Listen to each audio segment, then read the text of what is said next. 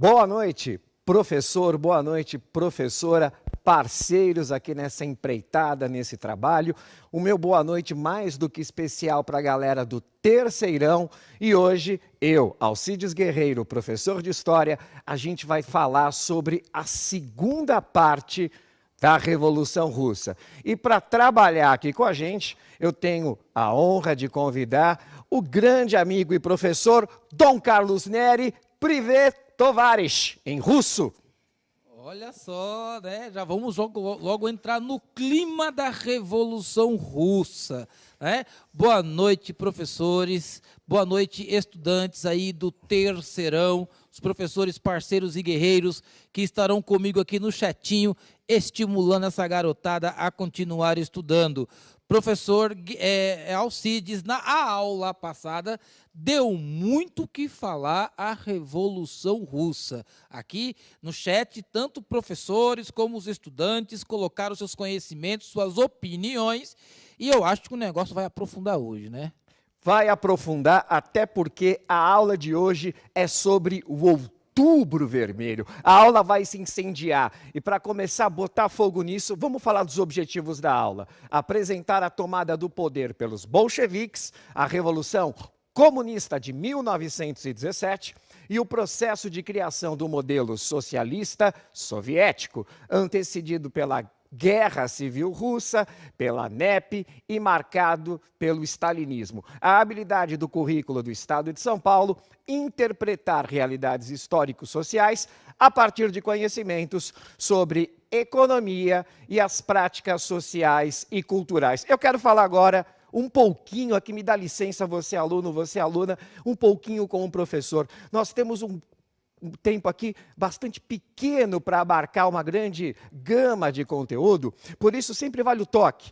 As aulas ficam no repositório, ficam disponibilizadas na plataforma do YouTube, e aí a gente pode revisar isso com um pouco mais de calma para aquela galera que de repente, até de uma forma muito compreensiva, comenta que a gente fala demais, que tem muita coisa, mas dá para a gente corrigir e fazer um bate-bola inteligente acima de tudo. Vamos lá então agora falar um pouco do conteúdo, vamos relembrar aquilo que a gente falou na Revolução Russa, parte 1, a Rússia em 1917. Nós temos aí um fenômeno muito curioso, porque nós temos um processo revolucionário de duas etapas. A Revolução de Fevereiro e Março, que é considerada uma etapa burguesa, que foi provocada pelo colapso social, econômico e depois político, como nós já vimos, pela catastrófica participação da Rússia na Primeira Guerra Mundial. Fato que provoca a abdicação do czar Nicolau II e o poder acaba institucionalmente, olha bem o que eu estou dizendo, eu vou para essa câmera, institucionalmente acaba indo para a Duma. Embora institucionalmente o poder fosse para a Duma, o poder de fato acabou sendo concentrado por quem representava verdadeiramente as massas, os sovietes, os conselhos operários, criados em 1905, naquilo que os historiadores chamam de um ensaio revolucionário. Então a gente vai ter aqui aquilo que o Leão Trotsky, num livro gigantesco, num tomo gigantesco, do qual eu acredito que ele foi muito feliz nessa observação, nós temos aqui um duplo poder.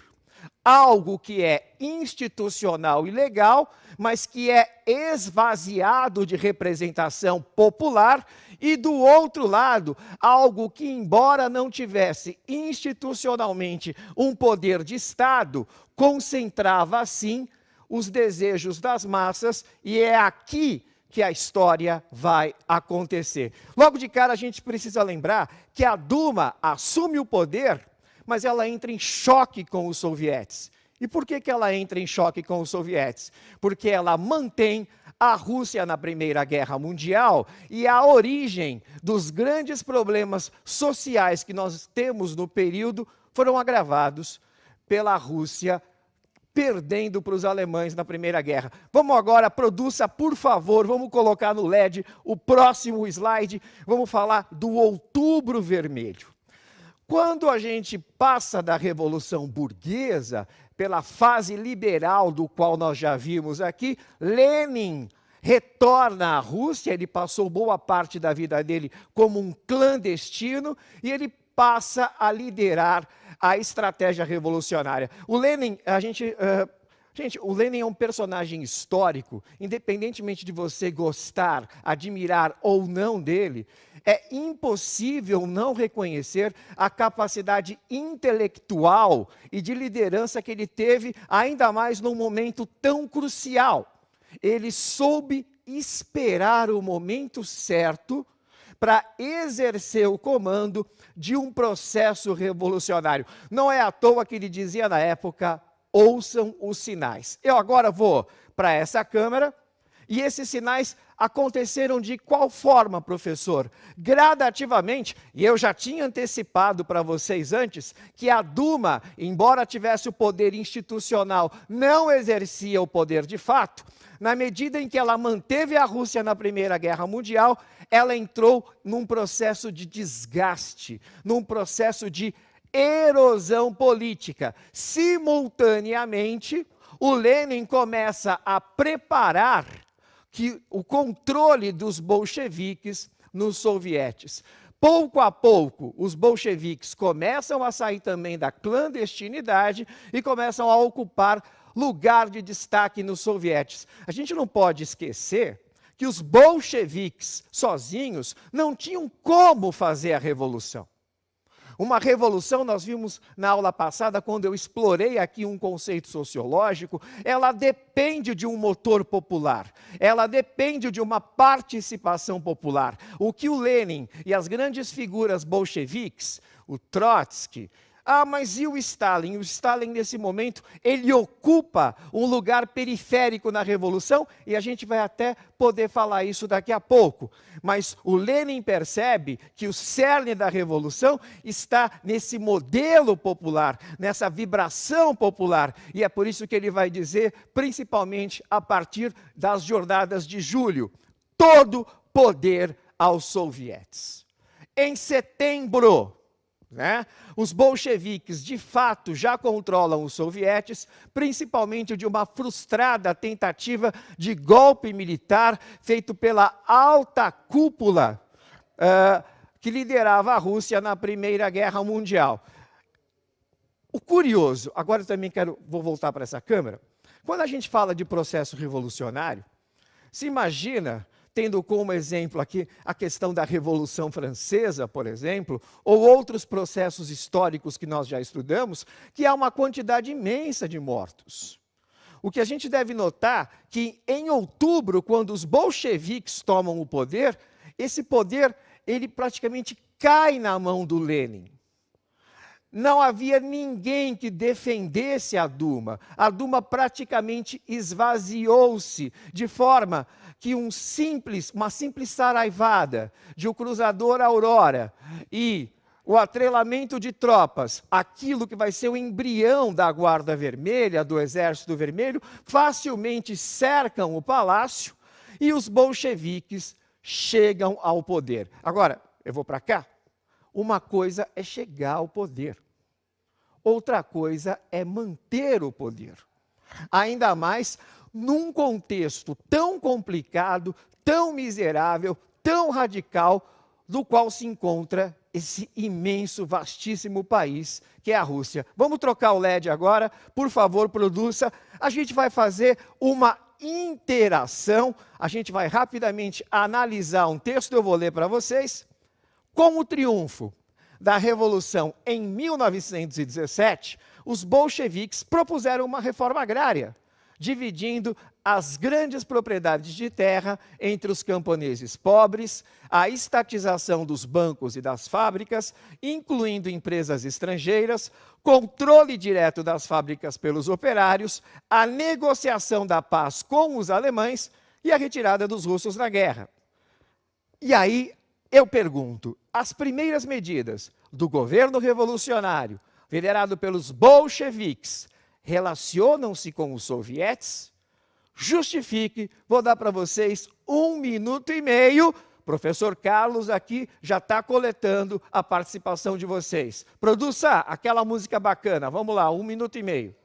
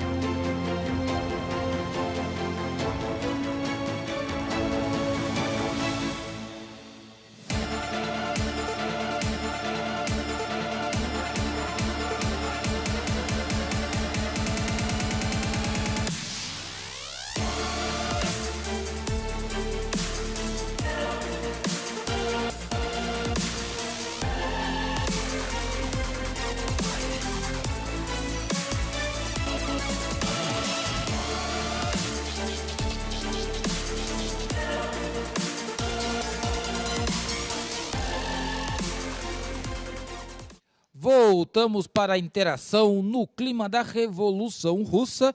Vamos aqui colher algumas respostas, professor Alcides. O professor Domingos diz assim que há relação, pois Lenin prometeu paz, terra, pão e liberdade.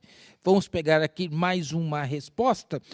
Professor Ismael também coloca aparentemente sim, porque são ideais socialistas marxistas. E mais uma resposta aqui, vamos pegar aqui a professora Ruth, ela vai na mesma linha, dizendo que sim, porque havia a promessa de pão e liberdade. Muito bem. Antes de retomar aqui, para onde eu vou? Vou para cá. Antes de retomar aqui, trilha sonora caprichada dos Produça, estão de parabéns. Mas vamos falar aqui um pouquinho dos sovietes. Os sovietes, desde a Revolução Burguesa, se intensificou no grito de paz, que significava retirar a Rússia da guerra. Pão, melhorar as condições sociais. E terra, uma reforma agrária que pudesse satisfazer as necessidades do povo camponês após o fim da servidão da Rússia na década de 60 do século XIX. Mandaram muito bem os professores que conseguiram perceber isso. E é claro, manter o poder para os bolcheviques era fundamental atender os sovietes, porque a base popular e social da revolução estava concentrada lá. Tanto é verdade, a gente não vai esquecer disso, que o país será fundado com esse nome, a União das Repúblicas Socialistas Soviéticas. Vamos trocar agora a produção, vamos colocar no LED o próximo, a Guerra Civil Russa. Eu disse para vocês que uma coisa era chegar ao poder, outra coisa era se manter no poder, ainda mais imaginando que não haveria, evidentemente, uma reação daqueles que perderam com o processo revolucionário de outubro. Evidentemente, os nobres, que eram donos das terras, uma proto-burguesia, os liberais russos, que acreditavam no desenvolvimento do capitalismo e eram donos dos meios de produção fabril, e principalmente potências capitalistas estrangeiras que tinham ou investimentos na Rússia para o desenvolvimento desse capitalismo ali no comecinho do século XX, ou não queriam que o processo revolucionário bolchevique se tornasse uma espécie de exemplo que poderia ser seguido em seus respectivos países. Parecia uma missão impossível. Eu vou para cá agora. Para defender os ideais revolucionários, às pressas, os bolcheviques organizam um exército vermelho. Se alguém pudesse apostar as suas fichas ou nos brancos ou no vermelho, muito provavelmente as pessoas da época apostariam no Exército Branco. Tinham os generais mais experientes, contavam com mais recursos e tinham a ajuda de potências estrangeiras, conforme nós já vimos. Entretanto, esse é uma das coisas muito fascinantes de se estudar em história, é que as cartas nem sempre vêm marcadas. O Exército Vermelho, por mais improvável que parecia, acaba vencendo. E como que a gente explica isso? A gente explica isso não só pela questão do ideal que moviam os soldados aqui, que acreditavam na construção da primeira pátria socialista da história, mas a gente também não pode esquecer de uma tática de guerra que se mostrou, por um lado, nesse período e nesse contexto extremamente eficiente, vai se mostrar também extremamente violenta e polêmica, que é o comunismo de guerra. Professor, o que é o comunismo de guerra? Os bolcheviques, eles expropriam terras, mantimentos, recursos e praticamente colocam o terror sobre as populações locais que ainda não estavam decididas se engajarem no processo revolucionário defendido pelos comunistas. A gente vai ver que o comunismo de guerra teve um efeito relativamente eficaz no contexto da guerra civil, mas que o próprio Lenin, no decorrer do processo revolucionário, vai perceber que isso aqui leva a um esgotamento e uma saturação da sociedade que seria contraproducente na construção da União Soviética. Vamos trocar agora o slide, produça, faça favor, bota no LED. Em 1922, o que sobrou da Rússia? Vem cá comigo. Pensa direitinho. Você tem um processo que sai do feudalismo e vai para a industrialização extremamente conturbado e empobrecido. Depois você tem uma crise política, econômica e social que se agrava a partir de 1905, quando os russos perdem para os japoneses. Depois vem a Primeira Guerra Mundial, que já devasta o quase nada que sobrou. Depois, ainda por cima, a Rússia passa por uma guerra civil. Eu já tive a oportunidade de ver vídeos da época. As pessoas praticamente passam a se alimentar. Ratos, gatos, viram iguarias. Há casos que se espalham de pessoas se alimentando de cadáveres. Não sobrou absolutamente nada na Rússia. Foi nesse contexto, então, que vai ser criada a NEP, a nova política econômica, que muitos dos críticos delas entendem como um recuo a um capitalismo de Estado. E por que isso? Gente, é uma questão de teoria. Não há sistema econômico tão hábil em criar riquezas como o capitalismo. Eu disse hábil em criar riquezas. Eu não disse hábil em dividir. Esse é o momento em que a Rússia precisa criar dividendos, ela precisa de riqueza. E aí o que acontece? Há uma liberação da atividade privada para a produção agrícola, comércios e bens de consumo, sob forte regulação estatal, e o Lenin também, ele promove uma descentralização política para dar muito mais dinamismo a esse processo. O que ninguém esperava, a gente vai ver agora. O Lenin, de uma forma precoce, vai morrer em 1924, depois de agonizar um bom tempo com doenças relacionadas à área neurológica.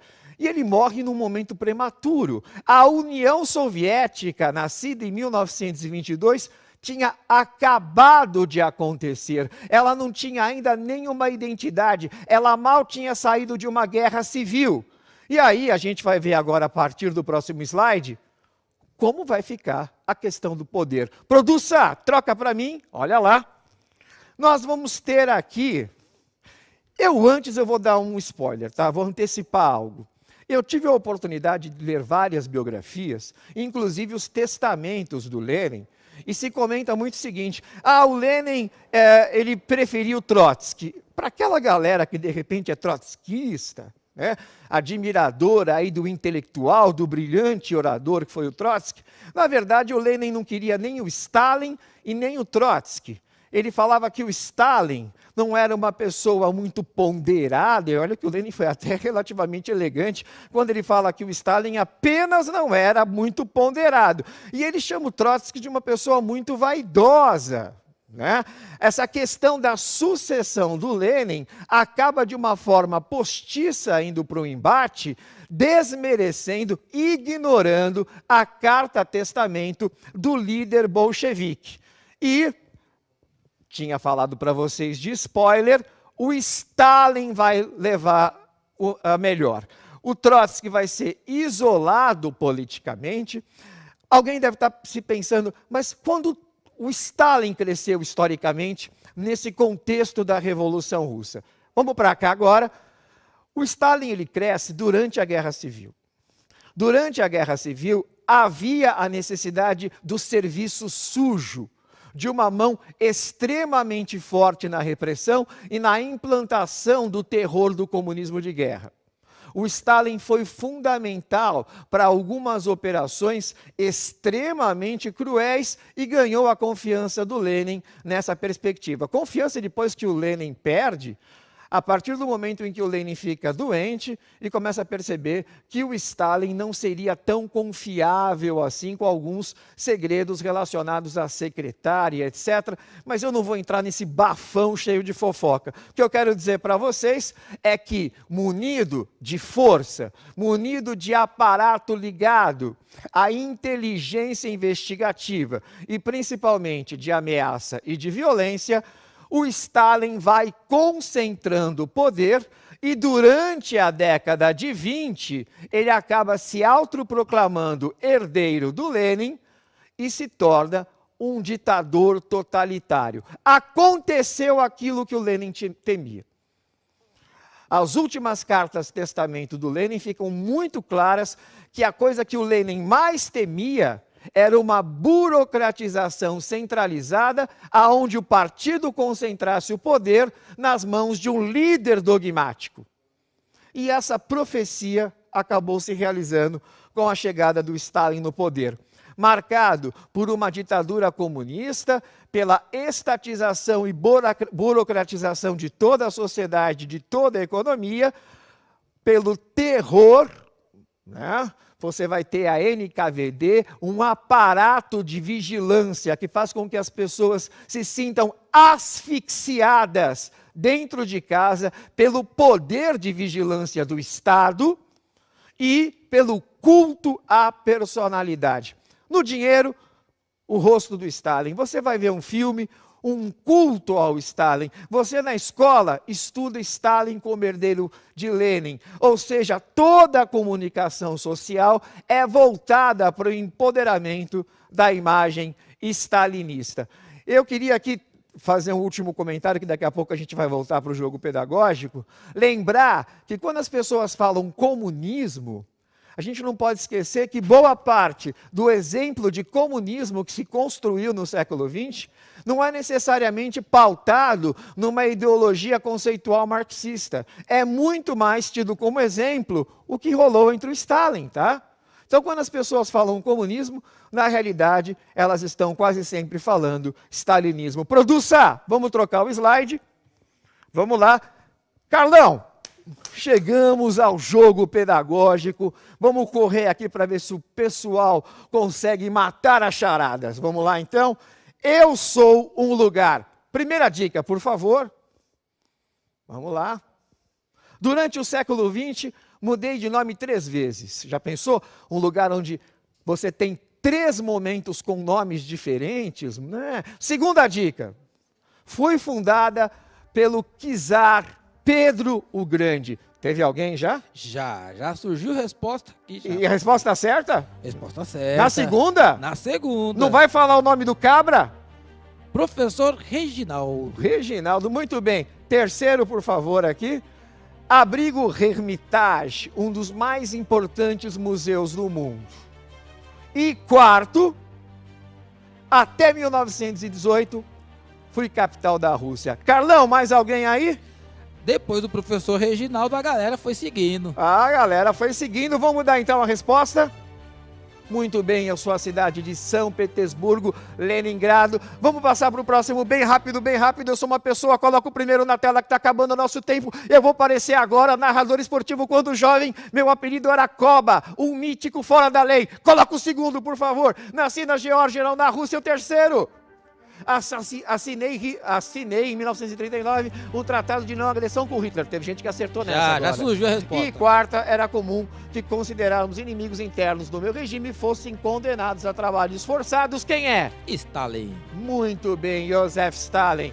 Eu queria aqui agradecer aos professores que foram coautores dessa aula, aos alunos que tiveram aqui a paciência de assistir a gente, tomara que tenham aprendido, vejam o repositório, analisem e... como que fala da aula quando a gente... Avaliem a aula. Isso, no Avaliem final. a aula, nós estamos aqui para ser avaliados. Produção, galera, obrigado, tchau, boa noite, valeu. Tchau, tchau. Até a próxima aula.